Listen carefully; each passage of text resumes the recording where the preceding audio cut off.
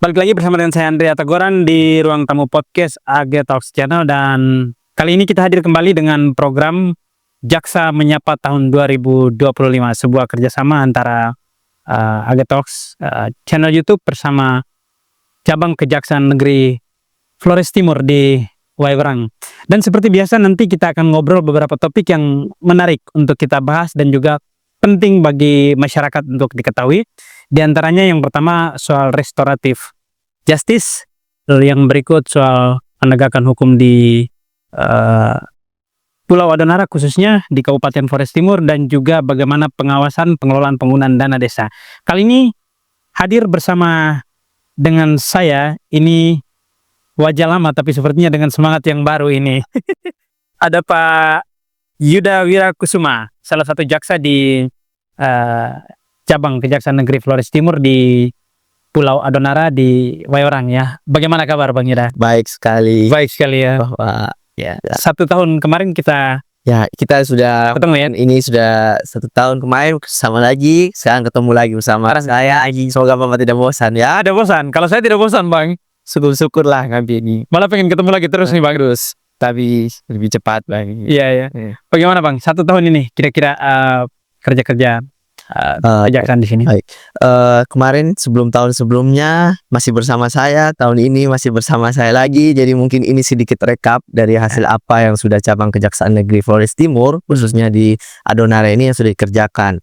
Dari kemarin awal tahun ini, khususnya tahun 2025, ya Kejaksaan Negeri Flores Timur sudah melakukan beberapa program kinerjanya, salah satunya di bidang intelijen. Itu ada jaksa masuk sekolah. Kita sudah melakukan upaya preventif atau semacam sosialisasi. Juga ada acara penyuluhan yang sudah kita lakukan. Nanti juga akan ke depannya kita akan melakukan semacam sosialisasi kepada aparat desa sebagai upaya bentuk memperingati Hari Anti Korupsi. Itu di bidang intel. Kemudian di bidang Pidumpitsus kita menangani beberapa perkara tindak pidana umum dan pidana khususnya. Kita juga sekarang lagi gencar-gencarnya mumpung ini ya, ada juga dari dana desa, juga dari beberapa pekerjaan proyek yang dicurigai diduga ada tindak pidana korupsi di dalamnya itu. Oke, luar biasa sekali. Banyak sekali kerjanya sih. Ya, sudah 1 semester soalnya apa? Kita harus gas terus. Gas terus ini. Ya, dan teman-teman sekalian, selain bagaimana pengawasan dana desa, lalu juga kita bicara soal restoratif justice, ada satu topik juga yang cukup menarik ya, soal perlindungan hukum bagi anak ya, perempuan dan anak. Ini menjadi topik yang lagi-lagi menarik untuk kita bicarakan. Tetapi sebenarnya saya pengen tahu dulu nih sebenarnya apa ya, atau publik juga pasti pengen tahu. Sudah 2 kali kita melakukan podcast Jaksa Menyapa, ini yang kedua kalinya. Baik. Lalu tadi juga Pak Jaksa sempat cerita soal bagaimana turun ke sekolah-sekolah. Ya. Nah, ini kan dalam program Jaksa Menyapa juga ya. Baik. Yang pengen saya tahu itu sebenarnya apa tujuan program Jaksa Menyapa ini hadir di Pulau Adonara dan juga di daerah lain di Indonesia. Baik, mungkin banyak di kalangan masyarakat baru mengenal salah satu program kejaksaannya itu adalah Jaksa Menyapa. Di masyarakat pada umumnya hanya mengenal kejaksaan adalah Pak Jaksanya yang suka menuntut, bertemu di pengadilan, hanya begitu saja. Tapi kita di bidang intelijen ini punya salah satu program, yaitu yang di sini yang kita lakukan sekarang adalah Jaksa Menyapa. Jaksa Menyapa itu adalah salah satu upaya kita sebagai bentuk memberikan pemahaman kepada masyarakat melalui media platform, ataupun salah satu yang kita lakukan sekarang melalui media YouTube. Tidak menutup kemungkinan kita melakukan kegiatan Jaksa Menyapa ini di radio ataupun di platform lainnya seperti TikTok. Jadi bisa disempitkan lagi bahwa Jaksa Menyapa adalah salah satu program untuk memberikan sosialisasi kepada masyarakat melalui media sosial ataupun media yang lain, begitu. Ini penting ya, supaya juga memperbaiki persepsi publik terhadap jaksa. Ini kan kalau ketika misalnya nih jaksa turun ke desa-desa nih ya, itu selalu jadi isu hangat tuh, Pak jaksa ada turun nih, ada apa. Padahal sebenarnya kadang-kadang jaksa mau melakukan pendekatan ke masyarakat untuk sosialisasi terkait pencegahan tindak pidana misalnya. Itu sebenarnya tujuannya ya. Ya, betul seperti itu. Nah, Pak Jaksa, sejauh ini bagaimana Pak Yuda melihat potret penegakan hukum di Kabupaten Flores Timur khususnya di Pulau Adonara nih? Itu seperti apa sejauh ini? Baik. Penegakan hukum di Adonara ini bisa saya sampaikan, kita akan upayakan semaksimal mungkin. Dalam artian begini, apa yang sudah menjadi peraturan yang sudah diundangkan ataupun peraturan yang sudah ada di negara ini harus kita luruskan. Jangan sampai ada bahasa hukum itu tajam ke bawah, tumpul ke Tumpul ke atas. atas, iya. Itu yang kita upayakan. Karena semua orang sama di mata hukum. Hmm. Semua orang sama mendapat perlakuan sama di mata hukum. Jadi tidak ada membedakan.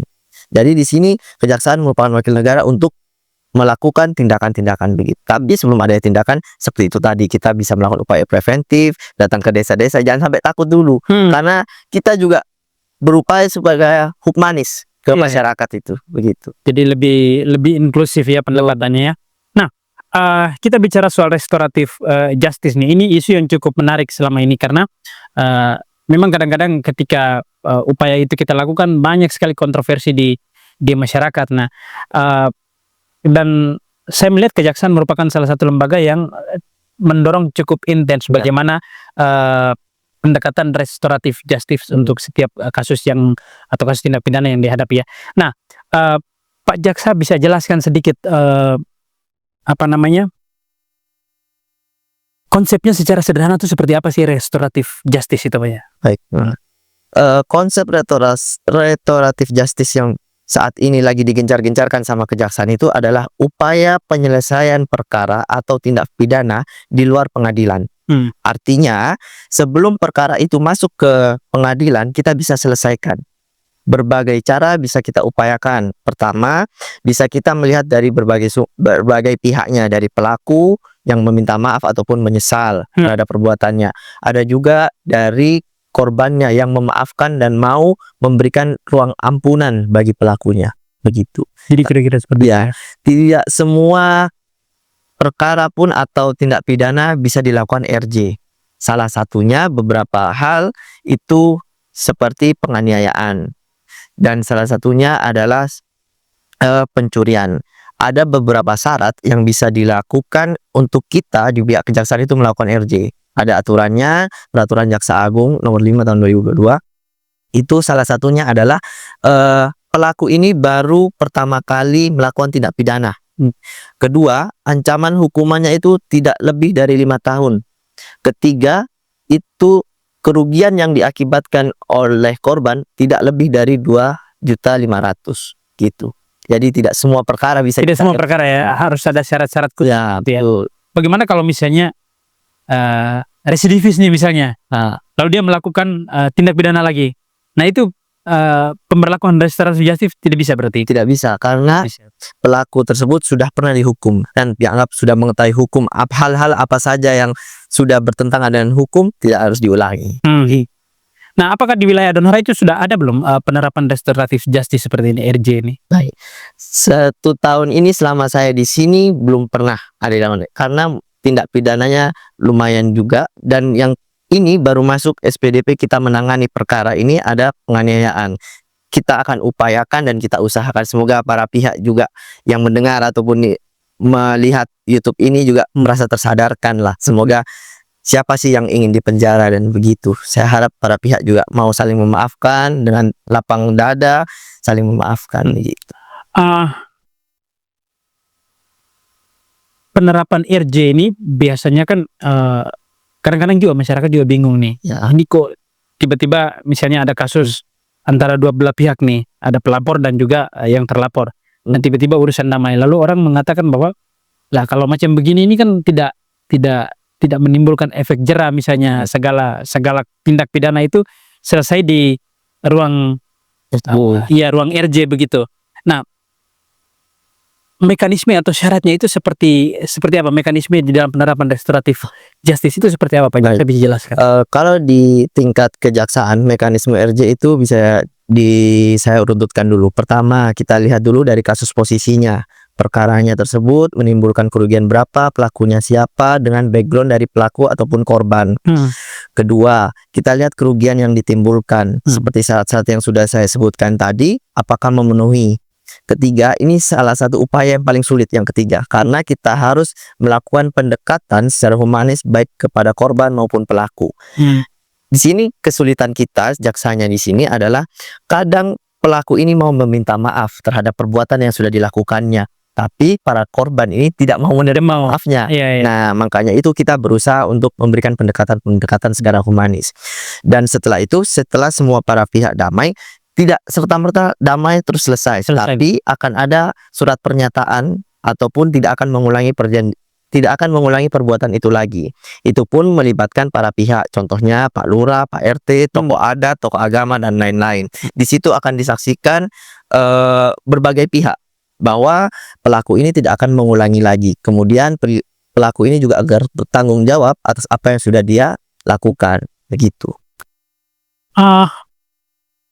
Bagaimana pihak kejaksaan memastikan bahwa restoratif justice atau upaya ini tidak disalahgunakan oleh pelaku ke depannya begitu? Memang bahwa ada beberapa syarat dan juga mekanisme yang sudah disampaikan tadi, tetapi kasus-kasus tertentu misalnya kekerasan terhadap perempuan atau kekerasan terhadap anak atau KDRT ini biasanya kan terjadi berulang-ulang nih. Kadang-kadang ada kasus yang tidak sampai ke ruang sidang atau tidak sampai ke pelaporan di pihak kepolisian misalnya. Tetapi kan dia punya track itu. Nah, bagaimana pihak kejaksaan memastikan bahwa upaya ini tidak disalahgunakan oleh pelaku sendiri begitu? Oke. Baik.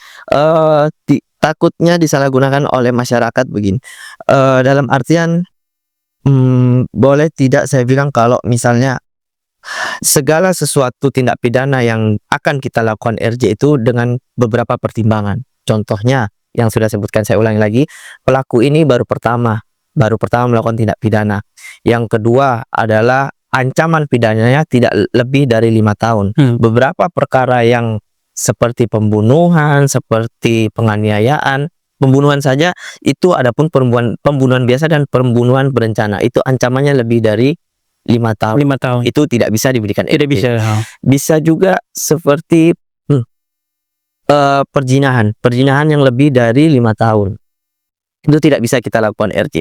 Bisa dibilang yang merugikan lebih dari 2.500.000 semacam penipuan ataupun pengerusakan. Pengerusakan terhadap barang ataupun terhadap rumah, properti biasanya itu baru bisa dilakukan. Yang tidak bersinggungan langsung. Bagaimana cara kita untuk memastikan agar pelaku itu tidak mengulangi lagi? Kita akan lihat backgroundnya. Apakah dia di mata masyarakat baik, berkelakuan baik? Kedua, kita bisa lihat alibinya. Kenapa ya pelaku ini melakukan hal tersebut? Bisa jadi, mohon maaf, desakan ekonomi, misalnya mencuri hanya untuk makan. Kita pasti akan punya naluri lah.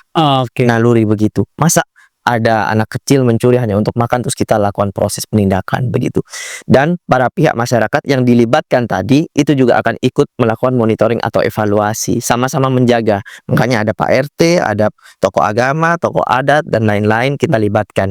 Bapak dalam perkara ini kita lakukan RJ. Jadi Pak di sini sebagai saksi dan juga ikut terlibat memonitoring agar anak ini tidak mengulangi perbuatannya lagi. Terutama kalau misalnya dilakukan oleh yang dewasa tapi masih sekolah. Biasanya kan anak SMA kelas 3, kelas 2 masih 18 ke atas toh. Iya. Masih bisa dilakukan RJ. Dan pencurian yang nominalnya tidak lebih dari 2.500.000. Begitu. Bisa. Ya, masih bisa. Kalau di Donara kan 1 tahun terakhir belum ada ya. Tapi menurut pengalaman Pak Jaksa, mungkin sebelum dia Donara itu, misalnya satu orang nih dia sudah dapat RJ, lalu dia mengulang lagi perbuatannya, itu ada tidak sih yang macam begitu? Ada, karena kita mungkin, mohon maaf ya, seperti dipermainkan begitu. Karena pertama kita secara humanis memberikan penanganan di luar pengadilan. Tapi banyak juga hal yang mendorong kenapa orang itu melakukan tindakan itu lagi. Banyak hal yang mendorong. Kalau misalnya yang pertama kita sudah lakukan RJ, yang kedua maka mohon maaf sudah kita akan tindak sebagaimana aturan yang berlaku. Iya. Tidak menutup kemungkinan. Nah, biasanya kasus yang berkaitan dengan RJ ini kan kebanyakan kekerasan terhadap perempuan dan anak. Lalu ya bisa dikatakan kekerasan dalam rumah tangga ya, itu selalu ada upaya-upaya seperti itu. Nah, dari pihak kejaksaan di Wewerang sendiri itu melihat seberapa besar perhatian kejaksaan terhadap kasus-kasus yang melibatkan perempuan dan anak atau kasus-kasus kekerasan terhadap perempuan dan anak, itu seberapa fokus pihak kejaksaan melihat itu? Di sini saya pertama dulu pilihkan dulu yang perempuan nih, ya Pak ya. Kalau perempuan ini kebanyakan di sini dia adalah menjadi korban. Seperti tadi Bapak bilang, yaitu menjadi korban KDRT. Di situ yang kami fokuskan itu adalah pemberian atau penyampaian hak-hak korban. Contohnya, korban didampingi dengan pengacara atau tidak, korban didampingi oleh Komnas oleh PPA atau tidak, perempuan dan anak gitu. Terus yang kedua terkait dengan anak. Anak ini bisa menjadi dua subjek, anak sebagai korban ataupun anak sebagai pelaku. Anak sebagai korban sama, tetap harus didampingi oleh penasihat hukum. Karena didampingi juga oleh Komnas Anak gitu. Sedangkan untuk anak sebagai pelaku ini lebih berat tantangannya bagi kita. Kenapa anak itu sampai bisa melakukan tindak pidana? Begitu. Tapi anak ini kita akan berbeda acaranya terkait dengan penanganan di pengadilan. Contohnya kita tidak akan menggunakan toga pada saat sidang dan didampingi biasanya oleh wali pada saat sidang. Oke. Jadi agak berbeda ini ya, penerapan ininya ya. Nah, Pak Jaksa, dalam kaitan dengan masih perempuan dan anak nih, apa tantangan terbesar yang dihadapi pihak kejaksaan di dalam upaya penanganan kasus hukum yang melibatkan perempuan dan anak atau kekerasan terhadap perempuan dan anak? Tantangan yang paling besar itu apa sebenarnya? Ini yang rumit juga saya mau sharing kepada kawan-kawan yang mendengar ini ya. Perempuan dan anak itu, perempuan itu riskan dan anak itu juga riskan. Anak itu adalah masa depan kita, masa depan bangsa. Apalagi kalau anak perempuan. Sudah lengkap lah itu kan. Tantangannya pertama, anak itu tidak mungkin kita bisa jaga 24/7. Sementara sekarang generasi sekarang lebih pintar menggunakan HP. Media sosial sudah di mana-mana dan anak ini sangat pintar mencontoh perbuatan. Entah itu di sosial media, entah itu di rumah ataupun orang tuanya yang melakukan hal-hal tersebut. Jadi kalau kita tantangannya banyak karena kita program Jaksa Masuk Sekolah memberikan upaya preventif adik-adik mana yang boleh dilakukan, mana yang tidak. Tapi dalam media sosial dia main HP, dalam media sosial dia komen hal-hal yang tidak baik. Kita bisa melakukan apa? Tapi tetap kita upayakan nanti sebelum dan setelah tindakan kita akan upayakan. Tantangannya menjaga. Itu tantangannya menjaga. Itu yang paling sulit ya, menjaga. Iya. Apalagi perempuan, apalagi anak perempuan. Iya, karena kalau biasanya kalau sudah ada laporan gitu pasti pusing kita itu. Karena banyak sekali jenis-jenis kasus kekerasan terhadap perempuan dan anak. Apalagi sekarang dengan seperti yang Pak Jaksa sampaikan tadi soal media sosial ya. Nah, jadi memang ketika jaksa turun ke sekolah itu merupakan bentuk atau upaya preventif yang dilakukan untuk mencegah kasus-kasus itu terjadi ya. Nah, menurut Pak Jaksa sendiri seberapa besar peran masyarakat dan juga keluarga di dalam mendukung upaya penegakan hukum dalam kasus-kasus seperti ini? Menurut saya masyarakat dan keluarga itu sangat besar. Masyarakat sama keluarga itu tidak bisa dipisahkan, maksudnya tidak bisa untuk menjadi satu kesatuan sendiri. Masyarakat, keluarga kita dan masyarakat lainnya yang berhubungan khusus dengan anak menjadi penentu masa depan anak. Karena keluarga pun tidak bisa menjaga anak 24/7. Tapi kadang kalau di sekolah yang berperan adalah masyarakat. Kalau masyarakat tidak ada, keluarga yang berperan. Keluarga tidak berperan, masyarakat yang berperan. Saling melengkapi. Tapi sejauh ini ketika ada kasus-kasus penanganan kasus kekerasan terhadap perempuan dan anak itu tentu kita butuh juga kan banyak juga ya respon publik. Jaksa pasti akan melihat itu ya, kejaksaan pasti akan melihat bagaimana respon publik, bagaimana seberapa viral ini di media sosial. Betul. Nah, ini kan sebenarnya tantangan. Banyak orang yang teriak bahwa ini harus cepat karena ini sebenarnya orang dalam tanda petik orang bisa bilang bahwa ini extraordinary crime. Ya. Kejahatan yang luar biasa kalau bicara soal kekerasan terhadap perempuan dan anak begitu. Nah, itu atensi dari masyarakat seperti itu pihak kejaksaan melihatnya bagaimana tuh? Baik, terhadap perkara yang anak ini yang sangat atensi itu karena biasanya mayoritas dari keluarganya. Kita memahami bagaimana orang tua mempunyai anak yang sudah terjerat kasus, bagaimana anak yang sudah berhadapan dengan hukum, kita berusaha memahaminya. Proses pasti akan berlangsung, tapi mohon dipahami juga kita mempunyai ketelitian. Asal kita menangani kasus itu tidak sembarang langsung jadi 7 hari langsung jadi, tapi kita juga bekerja ada standar operasionalnya. Jadi semua pasti akan ditindak kalau masuk kejaksaan, tapi sabar, tunggu, masih ada proses yang harus kita lakukan. Di intern itu kita harus ada pimpinan, saya harus juga lapor pimpinan, secara bertahap. Jadi proses-proses penanganannya itu pasti jaksa punya kiat-kiat khusus untuk apa namanya menangani kasus-kasus seperti itu ya. Nah, kalau kita kembali ke masyarakat ya terutama di wilayah pedesaan ya, karena sekarang ini juga kan memang lagi gencar-gencarnya dana desa ini kan. Setiap pergantian pemerintahan tidak berhenti nih, dari Presiden Jokowi, sekarang di Pak Prabowo juga masih terus nih. Lalu sekarang muncul lagi yang namanya dulu BUMDes, sekarang Koperasi Merah Putih. Nah, ini kan semua ini berkaitan dengan dana desa nih, dana desa. Lalu isu atau bicara soal topik dana desa ini kan sering ramai diperbincangkan di dunia hukum ya. Itu kan paling banyak, karena tidak sedikit juga desa-desa di Flores Timur atau di Lembata misalnya atau di NTT ya. Itu yang banyak kepala desanya juga terjerat di dalam kasus-kasus korupsi dana desa nih. Kadang-kadang juga sebenarnya bukan niatnya kepala desa untuk melakukan korupsi, tapi misalnya ada kesalahan prosedur atau apa begitu, akhirnya menjerat mereka ke dalam lubang itu. Nah, pertanyaan saya adalah, seberapa besar pihak kejaksaan memberikan perhatian terhadap dana desa ini untuk mencegah supaya jangan sampai terjadi hal-hal yang tidak diinginkan di Pulau Adonara? Baik, pihak kejaksaan di bidang intelijen itu ada salah satu program namanya penyuluhan hukum.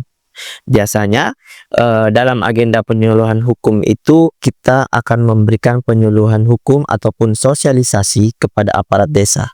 Biasanya kami minta tolong ke bagian Bapak Kecamat, bagian kecamatan untuk mengumpulkan satu kecamatan itu ada berapa desa, aparat desanya dari mulai kepala desa sampai kaur pembangunan dan lain-lain. Nah, di situ kami akan mensosialisasikan bentuk dan salah satu bentuk cara atau upaya kenapa tindak pidana korupsi itu terjadi, gitu. Terus yang kedua, ada salah satu program kejaksaan itu adalah jaksa jaga desa. Jadi kami tidak menutup kemungkinan kalau misalnya ada dari aparat desa untuk meminta bantuan kepada kami melalui kejaksaan cabang sini melakukan pendampingan secara untuk revisi anggaran ataupun konsultasi. Konsultasi dalam hal Bapak ini bagaimana cara revisi anggaran dalam hal sudah betul atau tidak caranya, begitu, ataupun terkait dengan pengadaan proyek. Biasanya begitu. Itu kalau dari desa-desa sendiri mereka bisa minta? Biasa mereka biasa konsultasi. Yang paling umum itu terkait dengan kebijakan. Biasanya itu yang paling sering mereka pertanyaannya itu, Bapak kalau misalnya saya ambil kebijakan begini bisa atau tidak, boleh atau tidak, melanggar aturan atau tidak, begitu. Jadi di sini sudah cukup baik terkait interestnya mas aparat desa. Jadi mereka hangat konsultasi ke kejaksaan sendiri mereka. Jadi takut. Mungkin beberapa waktu karena sudah ada contoh yang sebelumnya tuh.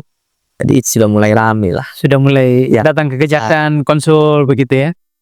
1 tahun terakhir ini Pak Jaksa, itu ada tidak kasus-kasus hukum yang berkaitan dengan dana desa ini, ada tidak? Ini dalam sekarang semester pertama ini dari 2025 ini kurang lebih kita di pihak intelijen itu ada sekitar 6 pengaduan terkait dengan desa. 6 pengaduan terkait dengan desa. Kami juga sudah lakukan turun lapangan untuk meminta hasil wawancara kepada pihak-pihak terkait. Sampai hingga saat ini baru 1 penyelidikan terkait dengan dana desa. Begitu. Untuk yang lainnya tidak menutup kemungkinan. Tapi masih berproses. Ya, masih terus berproses, tidak menutup kemungkinan akan ada desa-desa lain. Jenis-jenis penyimpangan apa yang dilaporkan biasanya lebih banyak dari 6 kasus itu? Biasanya adalah terkait dengan pengadaan barang dan jasa, pembangunan fisik maupun non fisik. Biasanya kalau di Adonara ini terkait dengan pembangunan rabat jalan atau terkait dengan pembangunan gedung ataupun terkait dengan ini yang terjadi saja. Saya contohkan itu dia kepala desa langsung transfer ke rekeningnya sendiri. Jadi setelah transfer dari negara diambil oleh bendahara, transfer ke rekeningnya sendiri. Padahal sudah itu sudah langsung dari ke rekening kepala desa. Tapi sebenarnya mereka tahu bahwa itu tidak boleh begitu. Harusnya ya. Harusnya Secara logika mereka tahu lah. Mungkin mereka juga ada apa itu yang harus kita selidiki nanti. Nah, Pak Yuda, dari 6 kasus ini hampir semuanya merupakan bentuk laporan dari masyarakat ya. Baik. Ada tidak kasus-kasus yang atau misalnya jaksa mendengar desas-desus tanpa ada laporan dari masyarakat terus turun begitu untuk mengecek, itu ada tidak? Seperti yang sudah saya sebutkan tadi, kalau misalnya kita ada jaksa jaga desa. Nah, di situ kita yang proaktif. Kalau yang tadi mungkin masyarakat yang aktif laporkan. Kalau jaksa jaga desa ini kita melakukan monitoring. Bapak desa ini sudah revisi anggaran atau belum? Ada kegiatannya belum? Satu semester ini sudah pekerjaan apa saja yang dilakukan? Penyerapan anggarannya bagaimana? Kita hanya monitoring saja. Tidak sampai masuk terlalu dalam terkait dengan anggaran. Tidak, kita hanya Bapak desa kemarin ada kegiatan ini, tahun ini ada kegiatan pembangunan ini, sudah selesai, ada kendala atau tidak, ataupun kalau misalnya belum selesai, kendalanya apa. Begitu saja. Jadi tidak, jaksa juga pasti agak batas. Kadang-kadang kan orang kalau bekerja di bawah ini kan agak ini juga, tapi yang penting cukup memastikan bahwa yang dikerjakan oleh pemerintah desa itu berada dalam koridor hukum begitu. Sesuai. Nah, tadi Pak Jaksa juga sudah cerita banyak soal bagaimana pendekatan ke pihak kecamatan, lalu undang para desa, kepala desa berkumpul lalu diberikan sosialisasi begitu. Nah, terkait dengan upaya pengawasan dan juga pencegahan ini, dari 6 kasus ini kan memang dilaporkan oleh masyarakat. Nah, artinya saya boleh menyampaikan bahwa sebenarnya masyarakat juga cukup proaktif dia melakukan upaya pengawasan ini, pengawasan pembangunan di tingkat desa ya. Nah, sejauh ini ada tidak upaya-upaya yang dilakukan oleh jaksa untuk melakukan jadi semacam bagaimana ya, biar masyarakat tuh tahu bahwa kalau ada kasus begini atau ada dugaan-dugaan begini, kita coba ke kejaksaan begitu tuh, itu sosialisasi seperti itu dilakukan tidak di tingkat masyarakat? Baik. Kita sudah lakukan beberapa begitu. Contohnya yang tadi sosialisasi hukum itu lewat program Luhkum, penyuluhan hukum. Di situ kita juga sudah sampaikan pada aparat desa. Tidak hanya di satu desa itu, di kecamatan itu, tapi kita juga sudah sampaikan. Kadang kita mengundang kecamatan sebelah, Bapak kecamatan sebelah, jadi Bapak 1 kecamatan kita bisa dapat. Begitu. Kita sampaikan, Bapak kalau konsultasi pintu kantor kejaksaan cabang terbuka. Kalau Bapak juga kita minta keterangan ataupun menjadi tamu, tolong segera hadir. Kita sudah sampaikan. Jadi semua upaya dilakukan, pendekatan-pendekatan ke aparat desa, ke pihak kecamatan dan juga di masyarakat itu dilakukan dengan tuntas ya. Luar biasa sekali nih, Pak Jaksa. Terima kasih banyak nih, sudah banyak berbagi soal 3 topik yang kita bahas tadi, soal kekerasan terhadap perempuan dan anak, lalu kita bicara soal restoratif justice, dan juga yang terakhir ini kita bicara soal dana desa. Untuk di cabang kejaksaan di Baberang ini, dia hanya menangani di Adonara saja atau juga misalnya di Solor itu? Karena setahu saya di Solor tidak ada cabang di sana ya. Jadi cabang kejaksaan negeri Flores Timur di Baberang ini wilayah hukumnya di Adonara. Di Adonara. Ya, tapi kalau misalnya kita ada perkara ataupun yang bersinggungan ke masyarakat di Solor ataupun masyarakat di Daratan Timur, kita akan izin sama Kejaksaan Negeri. Oh begitu. Kita bisa begitu, tapi tetap harus izin pada kantor Kejaksaan Negeri. Seberapa banyak masyarakat sering berkunjung ke sini begitu? Kalau di sini cukup banyak. 1 bulan paling tidak ada 2 lah. Itu pun bervariasi. Pertama, ada yang konsultasi hukum dari masyarakat biasa ataupun dari masyarakat aparat desa. Yang konsultasi tadi terkait dengan kebijakan, terkait dengan APBDes, ataupun kadang tidak menutup kemungkinan dari dinas ataupun dari guru ataupun dari masyarakat. Biasanya masyarakat ini macam-macam, ada yang ibu kena KDRT lah, ataupun dari masyarakat yang terkait dengan kebijakan gitu. Itu pasti datang mereka pasti, Bapak ini saya begini cerita kasusnya begini. Ibu kalau memang tenang dulu, kalau misalnya ini kan suami ibu, kita kan tetap upayakan secara humanis, tidak langsung harus begini.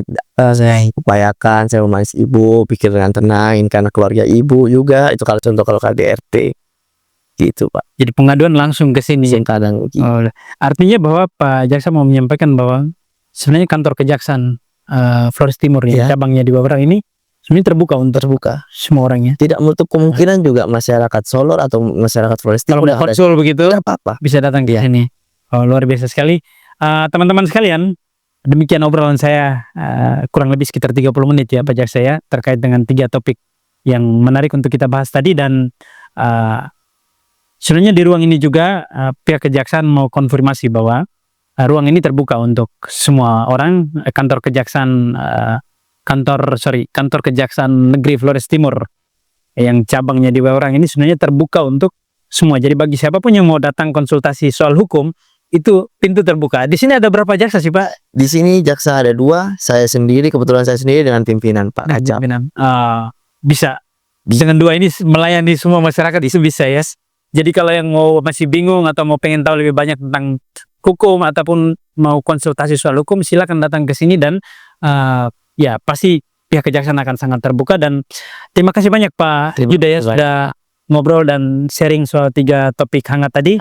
Mudah-mudahan ini bisa memberikan pencerahan ke masyarakat, bisa memberikan informasi tambahan ke masyarakat juga terkait dengan penegakan hukum. Dan terima kasih teman-teman sekalian. Demikian obrolan singkat saya dengan Pak Jaksa, Pak Yuda, yang luar biasa pada sore hari ini. Dan semoga kita bisa ketemu lagi di lain kesempatan. Selamat siang. Selamat siang.